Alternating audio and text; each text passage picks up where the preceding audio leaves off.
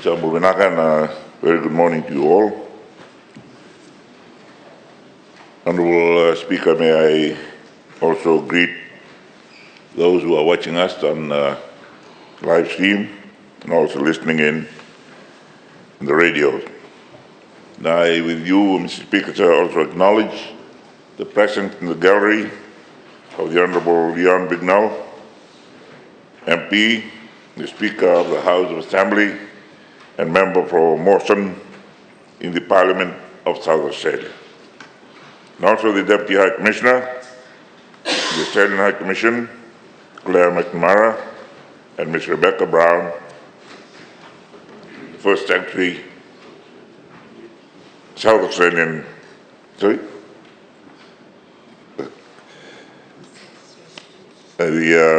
Ms. Rebecca Brown, the First Secretary in the Australian High Commission.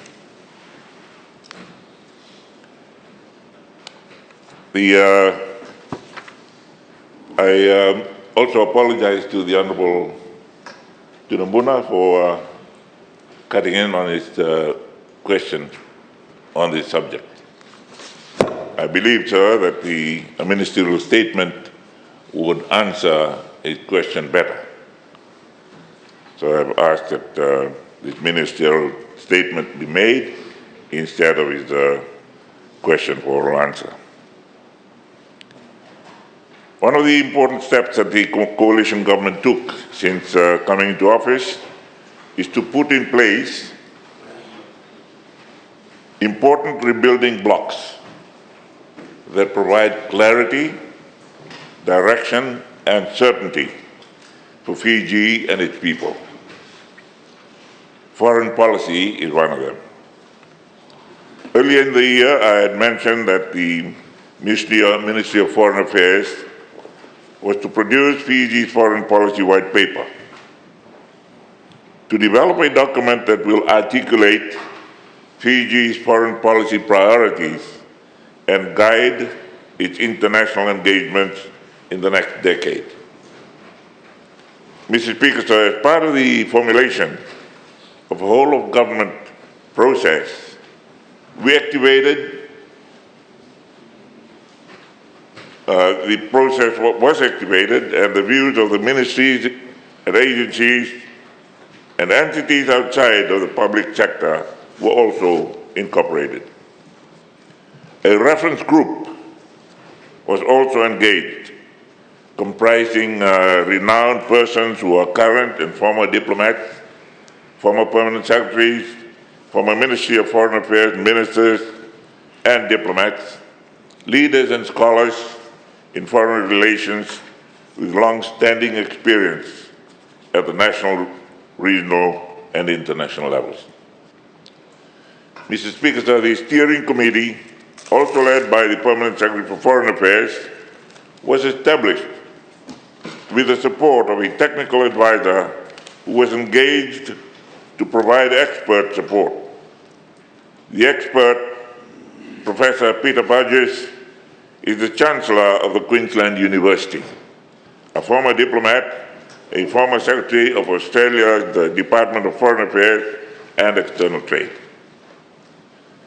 Mr. Speaker, sir, the Ministry of Foreign Affairs allocated 6 months for this project. I'm pleased to inform the House that the project was completed in time and culminated on the Monday, the 23rd of September of this year, last week, when I launched the Fiji Foreign Policy White Paper at the GPH, with invitations extended to all members of this august House. This is the first for Fiji, and the launch was a landmark occasion in Fiji's history, and I thank all honourable members who came for that launch.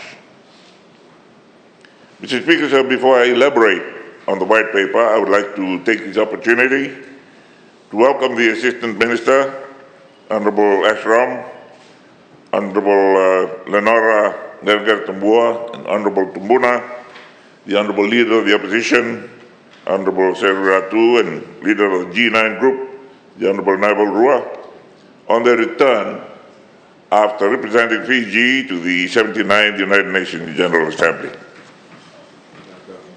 I know that having returned from their respective engagements at the high-level fora at the UNGA, they would be pleased of Fiji's first ever foreign policy white paper. Very soon, Fiji's permanent rep to the UN will be visiting the country, will be coming back, and will be available for briefings for all members of Parliament who are interested on the functioning and the various organizations under the United Nations for general education information. As I mentioned during the launch, the white paper outlines the path that Fiji will follow to meet the complex foreign policy landscape and its challenges that we face as a nation. It is a definitive statement of the government's policy, foreign policy, and Fiji's place in the world. Mr. Speaker, sir, the white paper explains how Fiji sees itself and how we wish to present ourselves to the world. It also outlines government foreign policy initiatives, including the promotion of the Pacific as an ocean of peace, which is the single most significant contribution that Fiji can make or has made to peace and security in our neighborhood and the broader Indo-Pacific region. The policy, Mr. Speaker, sir, also reaffirms the central position of the Pacific region in our foreign policy calculations, and that in all we do, we will put the Pacific family first. Mr. Speaker, sir, the foundation of this white paper is a whole-of-nation approach that integrates all elements of policy, domestic and external, and recognizes that our security and prosperity ultimately depends on a clear-eyed view of our national interests and values and how best to advance them. The white paper is also reflected on Chapter 3 of Fiji's National Development Plan and is the proposed response to the current national security and defense review. Together, Mr. Speaker, sir, this forms the foundation of the government's strategy to advance Fiji's strategic and economic interests and strengthen its social cohesion. What follows builds on the three interconnecting themes of Fiji's foreign policy: sovereignty, security, and prosperity. These are the traditional pillars of foreign policy, but the context in which we must pursue them has profoundly changed. The white paper states Fiji's identity and values. It states where we stand on issues. While some areas may not be popular to some, I had remarked in an earlier speech in this House that the government stands for what is right for Fiji, not necessarily what is popular. Mr. Speaker, sir, the white paper is made up of three complementary elements, namely analysis, policy positioning, and the machinery of delivery. The white paper comprises 8 chapters. I will expound each of the chapters briefly, Mr. Speaker, sir, and I ask that we peruse the document to enable us to understand its contents and draw informed conclusions through the following lens. The white paper is different from all others. It's the headline document. It comprises high-level statements. It is not a checklist of all we are doing in our foreign policy. It is not a catalog of all our bilateral and multilateral relationships and activities. Mr. Speaker, so in addition, the White Paper sets out the underlying principles of Fiji's foreign policy, our overarching objectives, and our broad priorities. It captures the way in which domestic and foreign policy are intertwined. It allows flexibility to work on issues without being constrained by specificity. It allows for context and nuance to be made for circumstances that Fiji might find itself in, and it further unpacks into the 2024-2027 strategic plan and the Ministry of Foreign Affairs that guide its operationalization through its operational and business plan. The White Paper, Mr. Speaker, sir, is also the basis for ministries to connect and coordinate across the government system and in areas touching external interactions. Mr. Speaker, sir, Chapter 1 of the White Paper examines sovereignty with a focus on identity and values. It defines who we are and what we believe in. It presents Fiji to the world and emphasizes the characteristics that define our society, that defines our values. This is central to how we engage with the world. Further, the chapter delineates our interests, our international relationships, the ideas we bring to building a stronger region, and the bilateral and multilateral investments to be undertaken to project the Fijian society.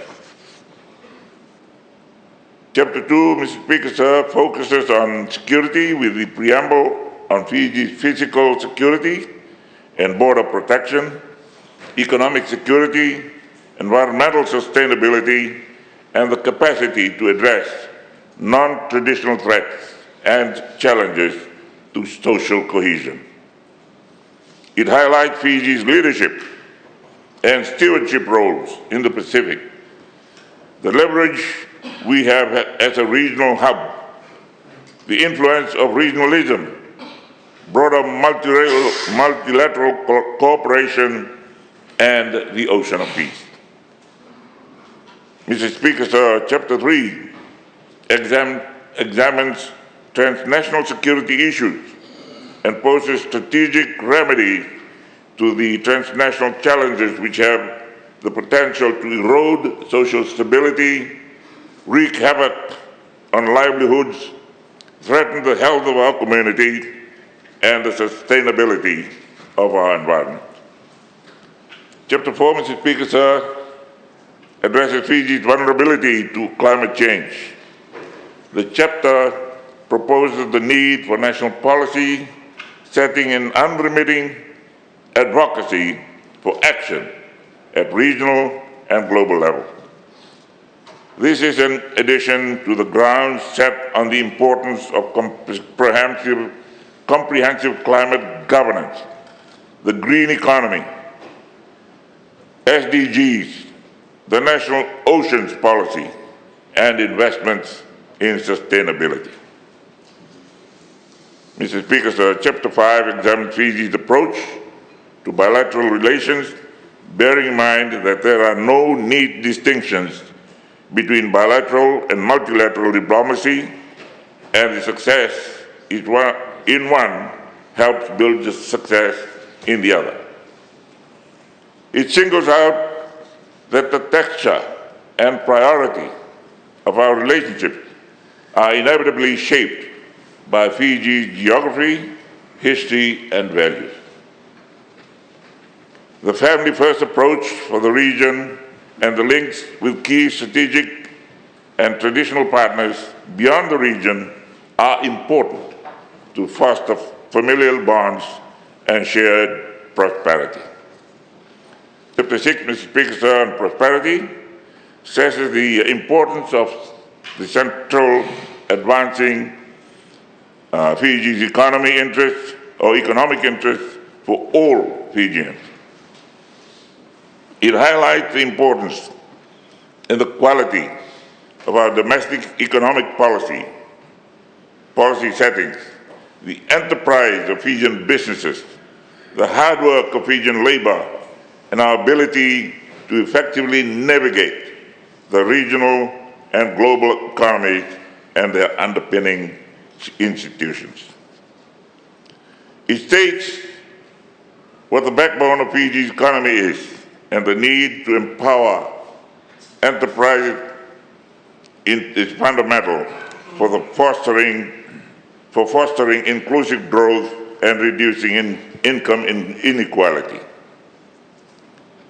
The chapter further expounds the importance of an open economy, trade and investment liberalization, the growth of Fijian diaspora around the world, and the economic importance to our country. The foreign policy and development assistance at Chapter 7, Mr. Speaker, sir, highlight the important support of our international partners and the need to manage these relations across government. It places importance on the work of diplomatic missions, honorary consuls, and trade commissions to promote Fiji's economic interests and attract foreign investment. This is emphasis on the need for robust systems for coordinating, monitoring, and evaluating development support and outcomes.